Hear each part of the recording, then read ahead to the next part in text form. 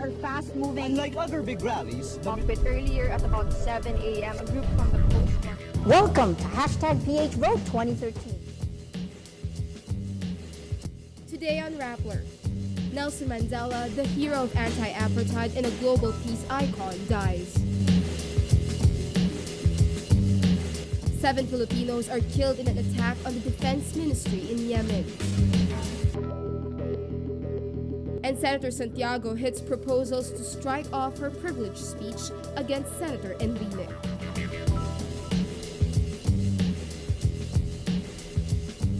Hello, I'm Carol Ramoran, sitting in for Maria Ressa. Welcome to Rappler, your social news network. Nelson Mandela, the revered icon of the anti-apartheid struggle in South Africa and one of the towering political figures of the 20th century, died Friday. He was 95. The Nobel Peace Prize winner died following complications from a lung infection after months in critical state. Once considered a terrorist by the United States and Britain for his support of violence against the apartheid regime, Mandela was an unimpeachable moral icon at the time of his death. Josh Villanueva reports. We hold it as an inviolable principle that racism must be opposed by all the means that humanity has at its disposal. The first black South African president, Nobel Peace Prize laureate.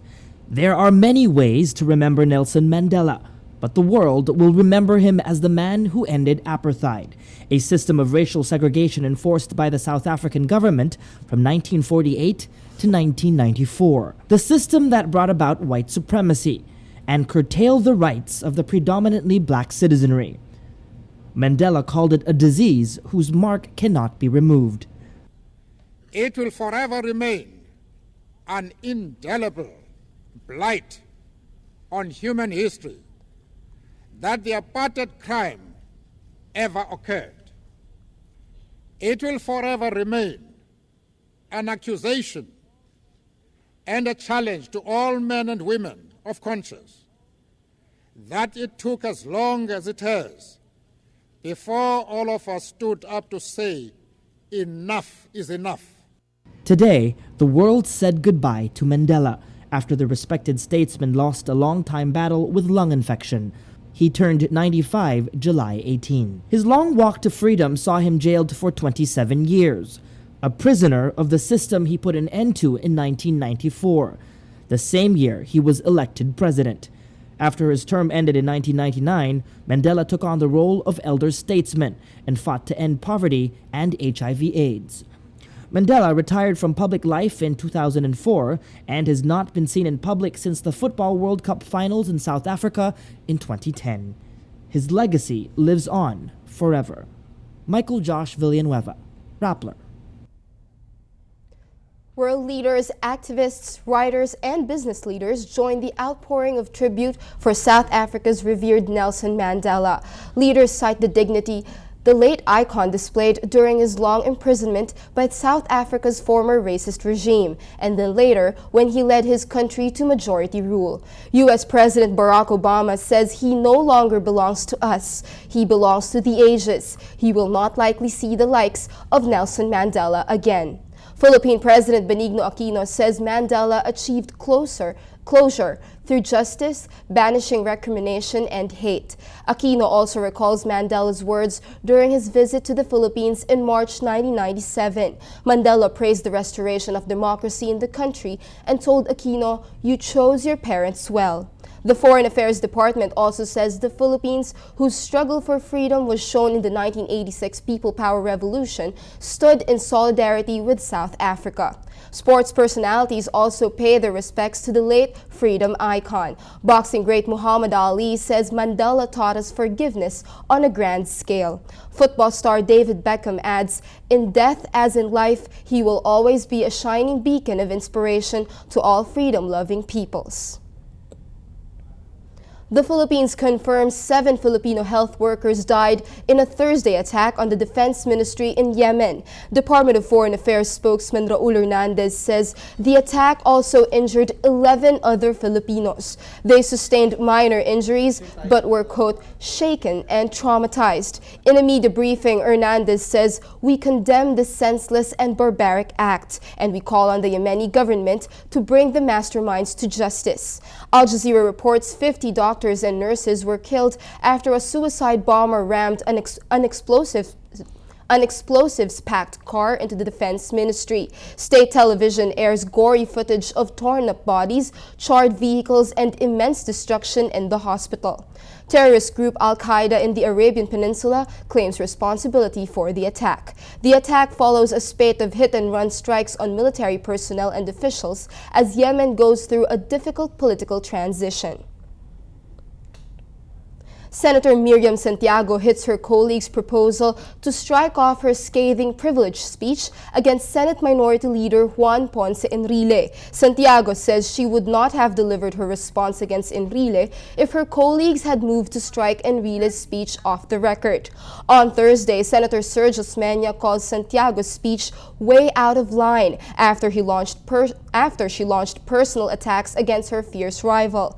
Santiago's fiery address on Wednesday came after last week's speech by Enrile, where he called her a, quote, inane obsessive hater for naming him the pork barrel scam mastermind. Osmeña wants to strike the whole or parts of the speeches of the two senators, saying it's about time a Senate member puts a stop to the word war. He adds that is totally unparliamentary and that should not be accepted as part of the records of the Senate. Osmeña also took to task Senate President Franklin Drilon for tolerating the catfight. Osmeña says, "I would have banged the gavel already if I was the Senate President. I would say this is out of order." But in a radio interview, Drilon says he cannot stop what senators will say. Drilon adds, "That is part of our parliamentary tradition, that lawmakers have the freedom to express their thoughts." Former Batangas Governor Jose Antonio Leviste and 34 other prisoners are granted parole by the government. In an interview with ANC, a prisons official says Leviste already served his minimum jail term. The head of the Parole and Probation Administration clarifies parole means temporary liberty. In 2009, a Makati court found Leviste guilty of homicide for killing his longtime employee in 2007. Energy regulators will deliberate on the planned increase in power rates this month by the Manila Electric Company, or Meralco. Meralco says it will hike the generation charge by over 3 pesos per kilowatt hour in December because of the shutdown of the Malampaya natural gas platform and the outage of other plants. Energy Secretary Jericho Petilla says he is in talks with the power distributor on to implement the hike on staggered basis. The Energy Regulatory Commission says it will think of ways to minimize the rate hike's impact on consumers. A 3 peso kilowatt hour increase in generation charge will amount to a 600 peso increase in electric bills of consumers using an average of 200 kilowatt hours per month. Let's now look at Rappler's Wrap for today, a list of the 10 most important events around the world you shouldn't miss. At number 7, the cast and crew of the Fast and the Furious franchise honors one of their lead stars, Paul Walker, in a video tribute posted Wednesday. Walker died in a car accident in California on November 30 after the car he and his friend were riding slammed into a tree and caught fire. The video is a montage of clips from the Fast and the Furious film franchise, some dating back to the first installment in 2001. The video also thanks the public for their support and urges them to donate to Walker's charity, Reach Out Worldwide, which is raising money for Typhoon Haiyan victims. At number 9, Twitter names Marjorie Scardino as its first female director, ending criticisms the social network lacked women in its top executive positions. The 66-year-old is a former CEO of media and education conglomerate Pearson. Her appointment comes after Twitter was criticized because of a lack of women in top jobs.